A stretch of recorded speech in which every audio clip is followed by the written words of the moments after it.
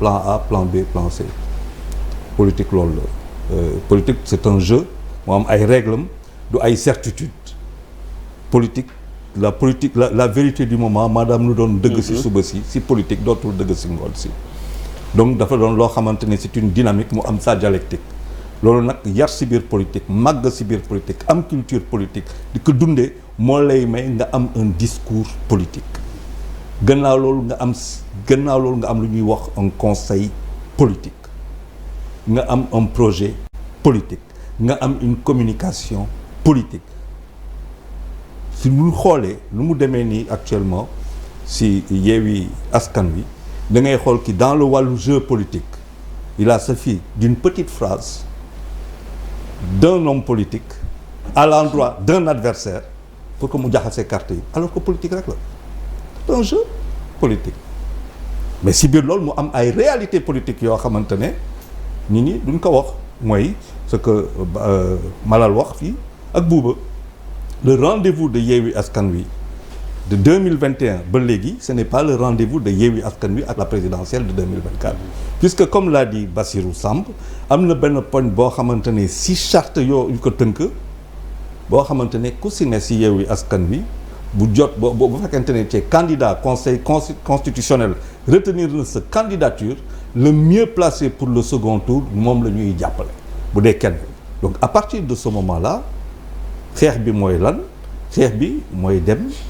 à la présidentielle à la comment dire dem jël la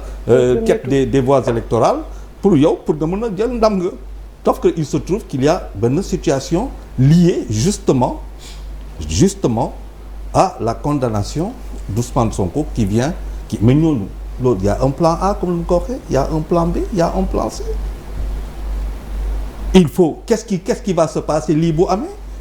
luy xew bu dee lii moo am bu dee loolu maintenant devant ces situations-là que faut-il faire c'est là que j'attends les hommes politiques et question boobu kenn du ko wax il est évident qu'aujourd'hui Ousmane Sonko joue sa survie par rapport à la présidentielle 2024 bu ko rëccee c'est 2029 et encore donc c'est un problème éminemment politique le choc des ambitions et il est heureux que le président Khalifa Sall wax choc des ambitions qu'on en revienne à un discours politique parce que ce qui est en train de se passer mooy que ñu ngi jël population sénégalaise surtout les jeunes ñu leen di diviser mais diviser en quoi en des forces c'est pas diviser en des contradictions politiques ak yu demee noonu c'est en des forces ce ne sont même plus des forces politiques te loolu fa la ñu àgg tey te defe naa les politiques ont une responsabilité par rapport à cette affaire-là est-ce qu'il faut faire face dans la violence ou est-ce qu'il faut faire face dans une résistance mais quelle forme de résistance est-ce qu'on a besoin nécessairement de casser quand on peut faire une grève sans pour autant empêcher les gens de vaquer à leurs occupations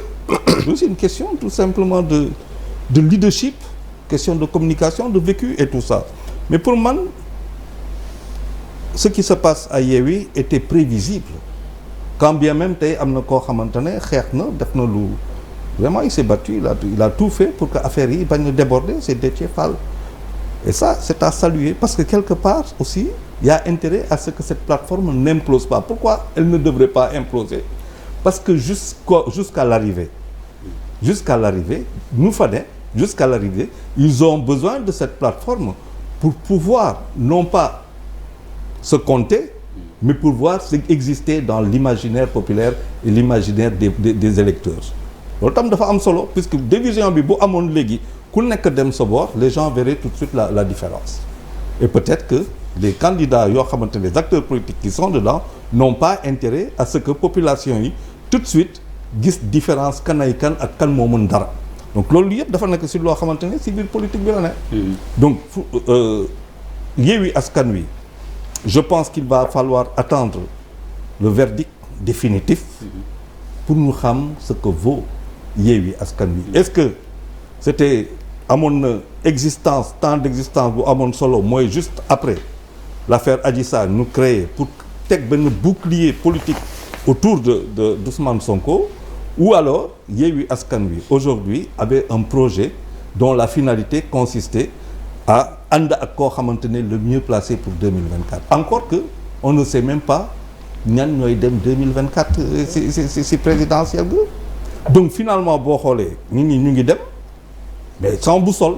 il n'y a absolument pas de visibilité Ousmane Sonko ne sait pas s'il sera candidat quoi qu'il puisse en dire ñeneen ñi aussi ils ne savent pas s'ils seront candidats ñoo xamante ne ñoom seen candidature taxaw na mun naa ne par exemple koo xamante ne mu ngi fi woon pour le PUR bu ñu xoolee par rapport à la dernière présidentielle mun naa ne bokkoon nañu Madické bokkoon na Idrissa Seck bokkoon na ñooñu laa mun na ne tey ñoom seen candidature mun na taxaw parce que au vu de loo xamante ne moom la ñu amoon en 2019 mun nañ ko reproduire pour mun a jàll au niveau du Conseil constitutionnel léegi dis-moi les autres le président de la République wóorul mu dem ba léegi dara waxuñu qu'il sera candidat maintenant ce qui est peut-être déplorable pour man mooy que dafa woo au dialogue politique mais pour man le dialogue politique c'était le cadre dialogue national bu ñu dem c'était le cadre nit ñi ñëw toog wax mais bu fekkente ne wax bu dee président mooy problème ñu wax ko foofu bu dee leneen ak leneen ñu wax ko foofu et après peut-être même mettre même le président dans une situation à laquelle il ne s'attendait pas parce que le dialogue peut achoper et à partir de ce moment-là nit ñi mais avec sincérité parce que tey faw que nit ñi xam que on peut pas continuer comme ça gis nga DER je le dis souvent les politiques font beaucoup de mal à notre pays de tous bords là parce que réew économie moo ko yor te actuellement DER dans notre sous-région bu mu la waxee UEMOA ñu xaalis amatul il y a un grand problème avec la monnaie la circulation de la monnaie dans la zone de l'UEMOA on a un problème de liquidité nit ñi xam nañ ko si ça continue le système bancaire va s'effondrer wax ma ban investisseur au monde wala ban investisseur national mooy ñëw si benn réew boo xamante ne instabilité moo fa ne amu fa stabilité politique amu fa paix sociale moo fay ñëw investir mais dañuy dem seen yoon Côte d'Ivoire bii nekk pour ñun benn adversaire benn concurrent bu am maanaa ils sont en train de devenir un hub ferroviaire un hub aéroportuaire un hub portuaire devant nous Sénégal ça veut dire que quel que soit loo xamante ni moom lay wër pour ce pays là mais le pays est au-dessus de ma personne et je pense que moi c'est aujourd'hui l'invite qui est faite à quelque bord que ce soit mooy que nit ñi mën a toog ñu xam que Sénégal tey nous sommes dans une impasse justement ce dialogue est le cadre idéal pour moi pour que nit ñi dem discuter maintenant les gens peuvent ne pas partir c'est leur droit le plus absolu wante nag les absents ont toujours tort aussi moom la ñuy wax Badara defe naa yaa des ci tour de table bi pour bu mat fàtte